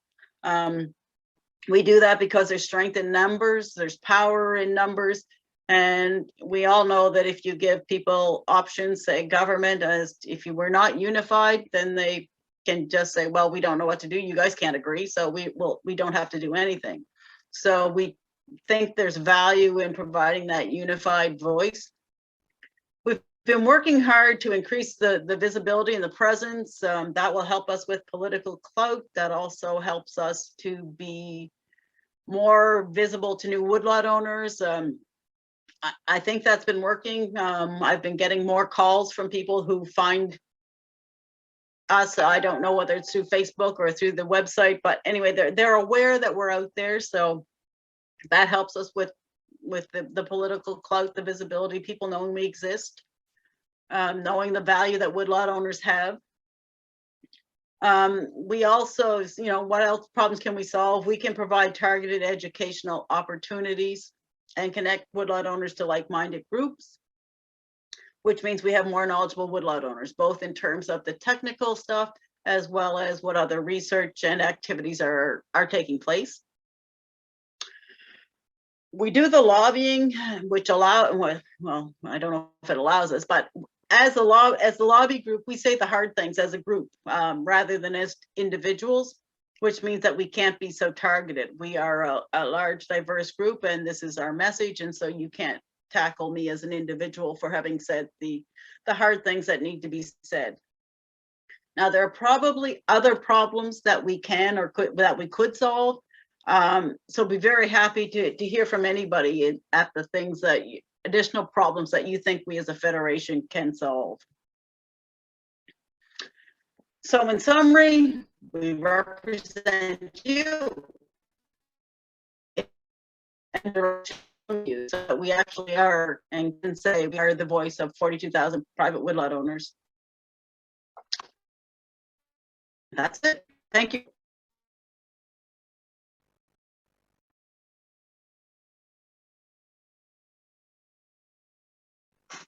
Oh, thank you, Susanna. That's a great presentation. I don't know if anyone, like I said, there's going to be an opportunity certainly under new business for people to interact and ask any questions that they have. But if there's something anyone wanted to ask or express now while it's fresh, you could probably take.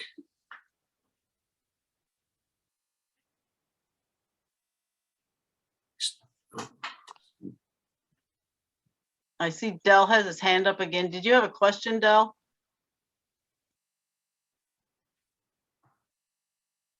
See, David Palmer has his hand up as well. I think maybe Dell's just hitting his button. Yeah. Go to David. Well, do I have the floor or are you waiting for Dell? I'd say you have the floor, David. Thank you, Susanna. First of all, I would just want to say that it's a fantastic presentation. It's great to hear about all of your the thinking process that you've gone through, and to know that the Federation doesn't just depend upon marketing board dues. And I was interested in your one of your ideas, which was connecting woodlot owners to other like-minded groups. And I realized that I think you've got a project with the Nashwauk Watershed Association. I wonder if you would mind speaking to that for a minute or so. Unfortunately, David, we do not have a project in conjunction with the Nashwauk Watershed Association, although they are doing some very similar things under environmental trust fund money, but we are not part of that. Pardon me, my mistake. Yeah, David, we're not exactly partners in it. We keep each other informed of what we're doing, and I was able to get them in the right direction on certain people to contact for their project as well. So we're not part of their project, but we do help each other out. Thank you.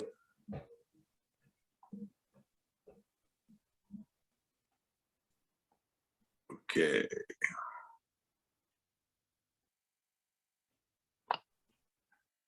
Okay, so I think what we'll do now is we'll move to and like I said, thank you very much for the questions and for the presentation. It was very informative. So we'll move to the exciting aspect of the business meeting, the financial statements. Everybody hold on to their chairs. I take that was a facetious one. I'm going to see if I can share my screen so people can see that as well. Okay, thanks.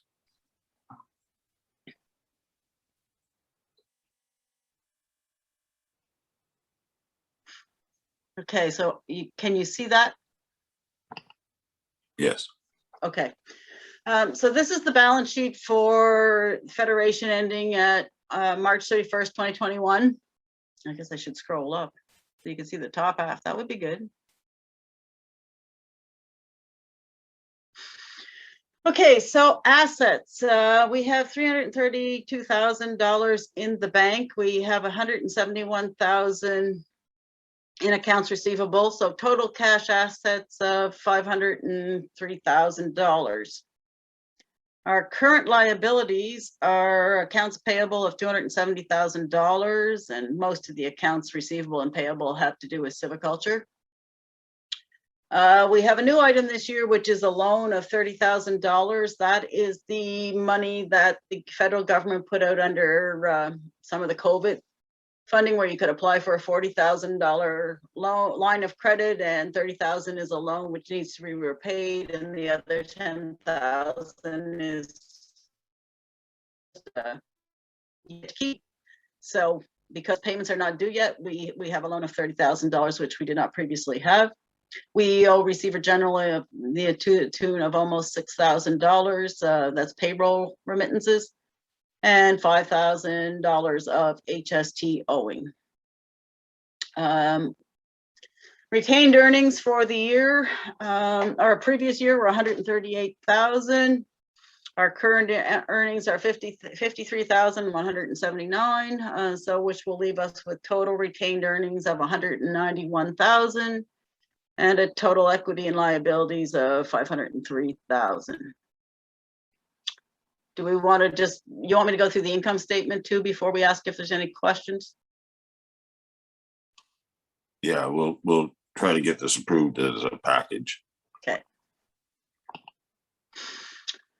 So this is the income statement for the Federation for the last fiscal year. We had membership dues of essentially $100,000. Joint promote income on promotion of almost $44,000. The joint promotion is the money that we spend on a number of joint. There are some other joint activities as well as the ads and the blogs and those sorts of things. We got a whole $2,200 under the employment program that we had because we had a part-time administration person for a little bit of the last fiscal year. That person went back to Ontario. And so because we were then in COVID, I did not look to replace that person. So there is that special line, which 10,000 of which is that money from the federal government, and the other 5,000 is money that marketing boards contributed to, that we then in turn paid out to the Peter DeMar Scholarship Fund of $5,000. So under project revenue, we got $5,145,000 of project revenues. And we had a miscellaneous revenue of almost $3,000, which came from the Civic Con fund that Forest NB had been overseeing, but there has not been a Civic Con conference for some time. So they just divided up the money remaining in the account to those who had originally contributed. So expenses are, our program expenses or our project expenses are $5.1 million. So largely civiculture and the other project costs. Our sort of core operating costs, we spent $1,700 in legal bills against basically to defend ourselves against the threat of the commission. As a result of our blog in July, they wanted us to take down the blog and they threatened to sue us for defamation, and we spent $1,700 to basically, I guess, make it go away, because we had a lawyer send response back to them and we've not heard anything more, and the blog is still up. So I'm assuming, no, 2-year statute. I don't know, is it a 2-year statute for sure? But anyway, that hasn't, we've heard nothing more. So we think that's good. We had payroll and health benefits expenses of approximately $67,000. We spent $38,000 on joint advertising and promotions, which includes ads and blog posts and Facebook ads for the blog posts.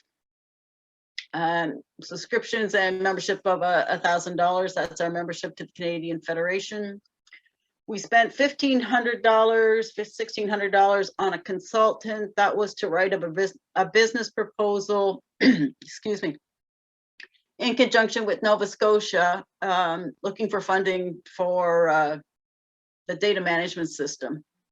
We did not end up being successful, but that was our portion of the consultant fee for the business plan. $8,777 for office expenses, $1,400 in insurance, $164 in interest and bank charges, $50 miscellaneous. That was a donation to a director's. There was a death in the family of one of our former directors, and we made a donation of $50.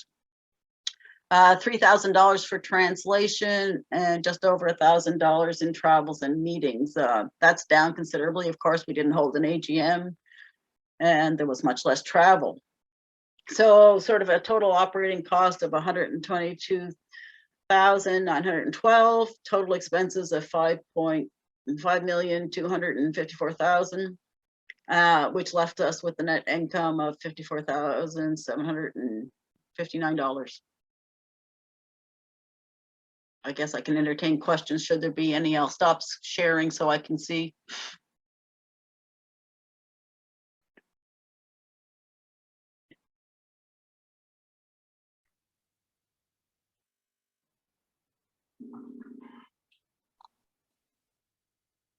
Was there any? Oh. Okay, so we got David moved to adopt or to approve the statements. Do we get a seconder? We have a couple of questions. We should maybe address those before we move on. Well, yeah, I think there was a motion to approve the statement, so we probably should, we can go through the, if we get a seconder for that, then we can open up the floor for questions before approving the motion.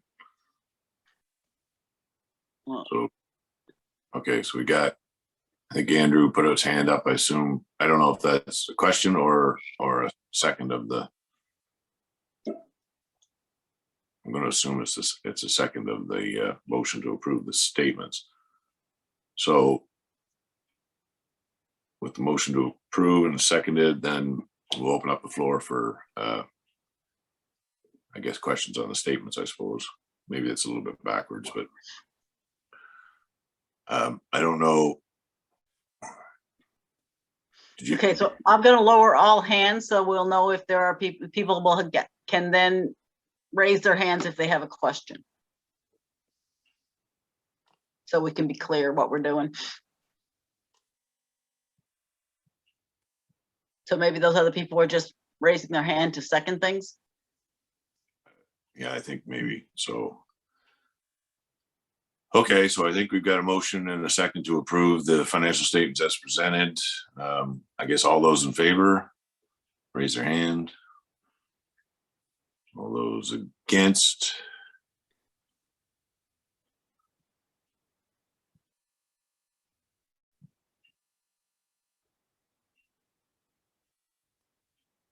Okay, I'm assuming that the original hands went up for in favor, so I'm assuming that they're not voting for both. They're not in favor and against.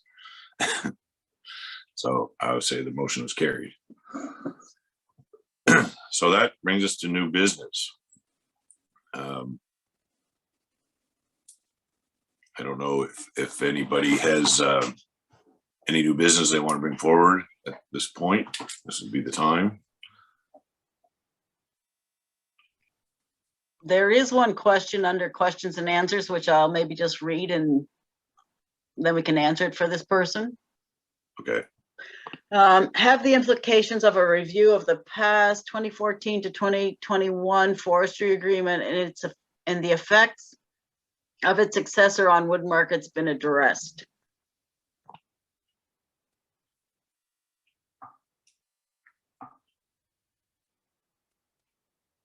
So I don't know that we really have an answer to that, but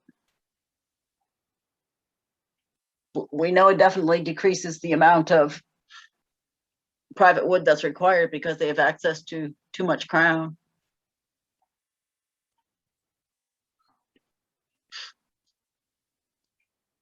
Yeah, so oh, some feedback there. Yeah, so I don't know. We certainly haven't officially analyzed the impact on the boards and on the private wood markets.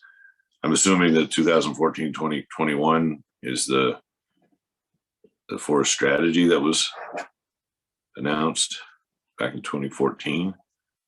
I assume that's what they're talking about. And I think there was a response to the forest strategy under the Glant government. It wasn't a very fulsome response.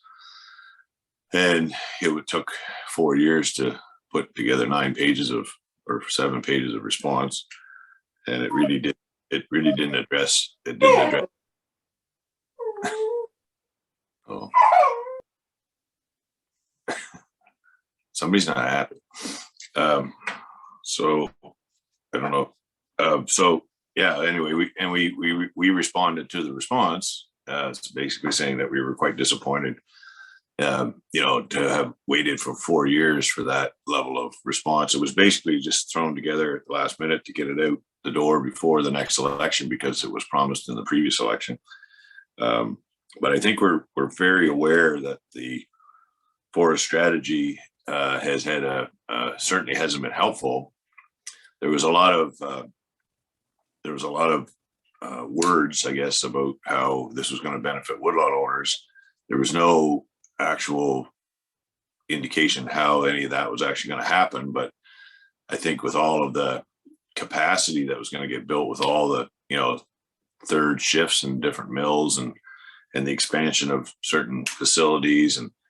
But the reality was that a lot of what was promised in order to get access to all the extra wood didn't completely get finished, and the extra shifts didn't actually work out in some instances. But I don't think that the wood supply was rolled back because one particular mill might have promised a third shift, and then they found they couldn't run a third shift. But I don't think that they lost the allocation or the extra wood.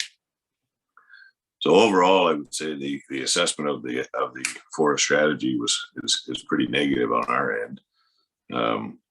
It kind of took a bad situation and made it much worse. And I think we witnessed that this summer with lumber prices being at record highs and roundwood prices being stagnated in very stagnated compared to our neighboring provinces and states. So, we've got a wood supply and demand issue in this province, and the largest supplier of wood needs to step up to their part of that. And by throwing more wood into the marketplace, it was very irresponsible, and it's had a negative impact on us. Now, maybe if you asked industry, they would say that it was a rising success.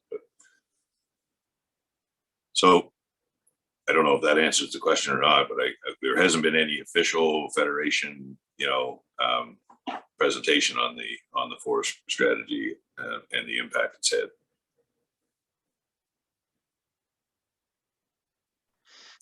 So, Okay. Oh, sorry. Go ahead, Rick. Okay. No, go ahead. I was just going to say we have a question or hand raised from Karen McCrae too. So if there was another question.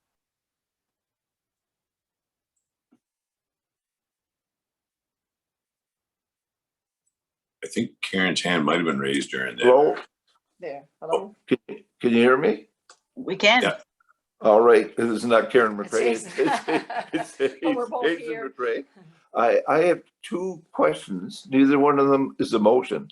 But is Tim Fox with us today? No. I see he's really doing his work, isn't he? There's women here today, so I won't say what I'm thinking. I can't. Okay, but another question. Not a question, just a statement. The deputy minister, he talked for 15 minutes, never said a thing. Not at all. That's all. Thank you. Lorianne. Thanks, Hazen. Well, just for clarification, it wasn't the deputy minister, it was the minister. And I think, and I think that's probably why having kind of had those conversations for the last 3 years, I think I was caught. I knew that opening up to questions was probably not going to provide a whole lot of answers. And so I think I've been sort of in the same boat and all of us have, you know, there's there's an ability there to talk and not really say a lot. And then, so then you have to kind of figure out, okay, how much time you want to spend on that. And then, and what approach do you want to take to actually get some things done? So we're aware that there's a challenge there, and we're working our best to try to get something achieved in outside of you know, a lot of talking. Does anybody else have any new business for the business meeting? Just looking at the time, I think it's noon now, I guess. So we probably, unless if there's no other questions, just checking. Oh, Andrew, did you have your hand up? Or you just took it down? Well, Dell's hand was still up, but I don't know that he actually had. Dell, if you have a question, please unmute yourself and speak. Oh, no, I think I saw. No, I don't have a question. Sorry. Okay. I don't have a question, but my hand goes up automatically. Okay. Okay.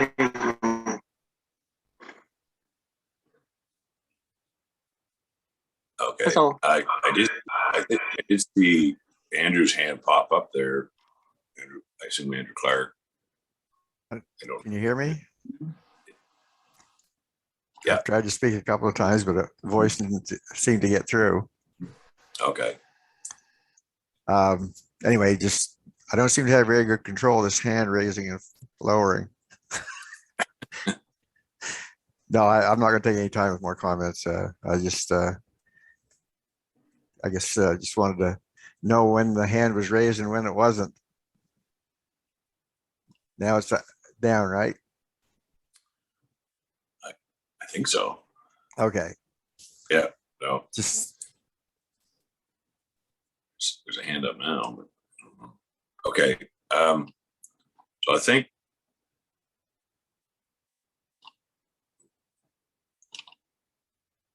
Yeah. So I think we'll move on to because it is 5 after 12. We'll move on to election of president. I don't know if we have the nominating committee was Ann McKnight, Chris Spencer, Patrick Doucette, I believe. I don't know. Do we have anyone representing the nominating committee on the call here? Yeah, they're here. I'm just not sure which one wishes to speak. Can you raise your hand and I can find you probably easier? I don't know if it's Chris or Ann that's, I don't think Patrick's on. I think he's on vacation, so. Chris had his hand up. Did he? Okay.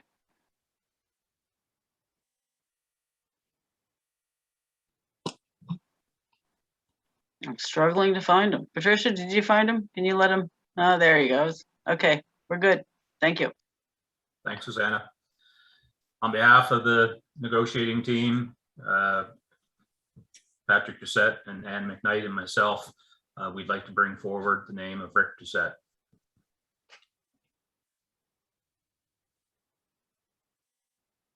That's all I have, Susanna. You need to call from, see if there's any more further nominations so that we can then move forward. Thank you. We'll open the floor if there are any other nominations.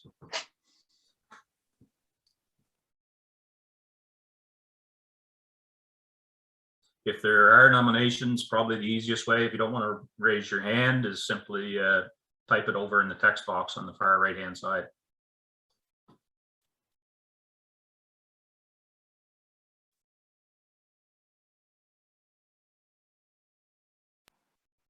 Hazen, you wish to speak?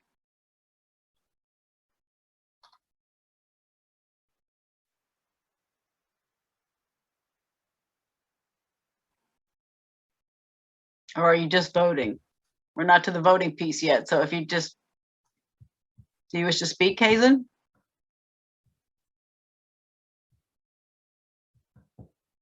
Are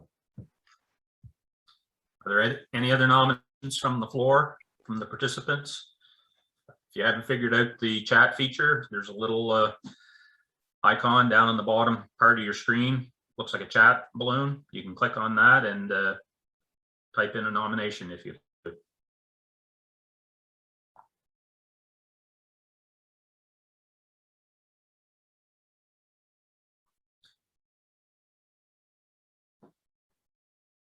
Seems to be silence, Susanna. Okay. Can we move nominations cease then?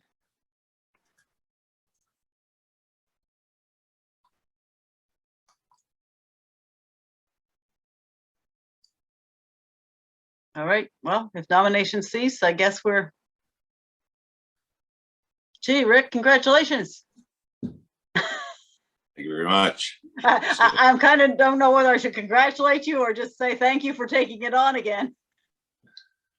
Oh, no, I appreciate it. You know, I'm going to go with the silence as a staggering vote of confidence, and continue to try to work with, you know, enjoy working with everybody that I've been working with over the last few years on this. I know it's a challenging file, but you know, here at Woodlot, I'm a Woodlot owner, and you know, I see a lot of opportunity out there, and so I appreciate the opportunity to participate at this level and continue to do so. So thank you very much. I think that oh, thanks, Deanne. That's very nice of you. I think that concludes our business meeting. So we have a break for lunch. And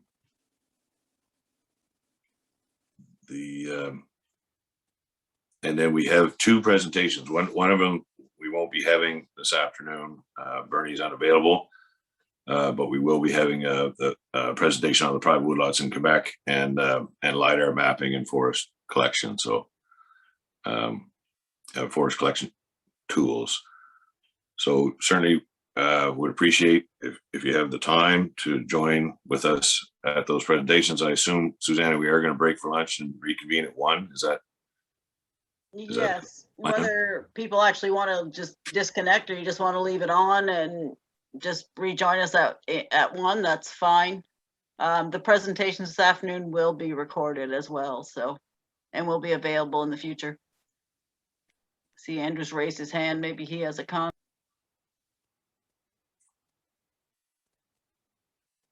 He's still just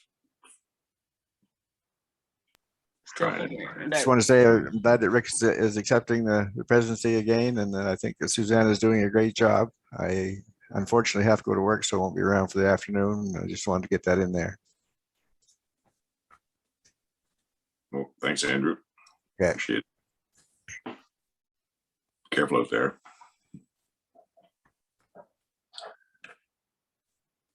Okay, well, I certainly appreciate people taking the time to tune into the meeting. I know it's a bit of a challenge. It's new for us, and hopefully it won't be the norm. I think some sort of a hybrid of this in the future would certainly be ideal, so more people can participate. People that maybe don't want to travel for 6 hours a round trip to attend a meeting will still be able to participate. So I think there's going to be in the future sort of a hybrid of this, and appreciate your patience. But we